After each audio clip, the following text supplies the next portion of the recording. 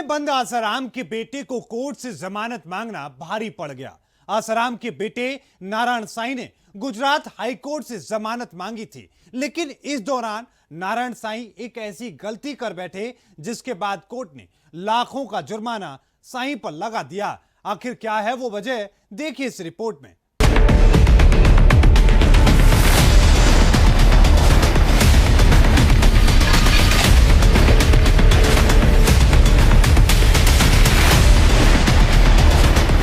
लंबे समय से जेल में बंद आसाराम के बेटे नारायण साईं की मुश्किलें अभी कम होती नजर नहीं आ रही।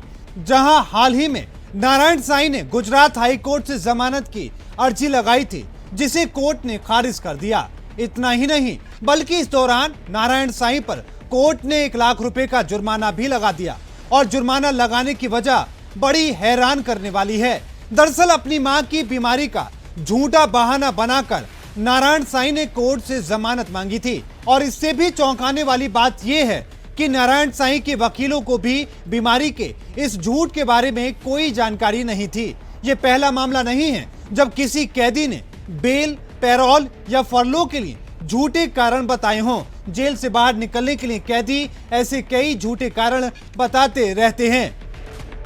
आसाराम के बेटे नारायण साईं ने हाईकोर्ट में यह कहते हुए बेल अर्जी दी थी कि उनकी मां लक्ष्मी देवी हरपालिनी अस्पताल में भर्ती हैं। लेकिन जब कोर्ट ने साईं के इस दावे की जांच कराई तो पता चला कि न सिर्फ नारायण साईं का दावा झूठा है, बल्कि उनके वकीलों को भी बीमारी के झूठ के बारे में कोई जानकारी नहीं है।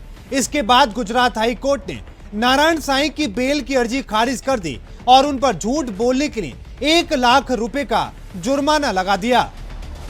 एक रिपोर्ट में दावा किया गया कि गुजरात जेल प्रशासन के पास हर साल पैरोल और फरलो की करीब 3000 अर्जियां आती हैं।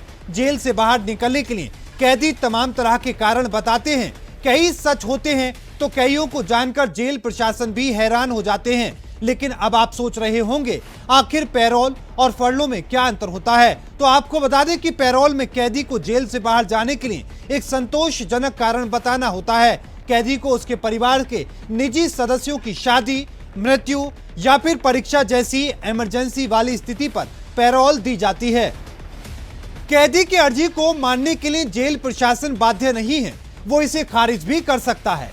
कैदी को एक निश्चित समय के लिए जेल से रिहा करने से पहले जेल प्रशासन समाज पर कैदी से पड़ने वाले असर को भी ध्यान में रखता है। वहीं फरलो के तहत कैदी को अपनी सामाजिक या व्यक्तिगत जिम्मेदारियों को पूरा करने के लिए कुछ समय के लिए रिहा किया जाता है। साल भर में हर कैदी को 15 दिन की फरलो दी जाती है। इसे कैदी के सुधार से जोड़कर भी देखा जाता है।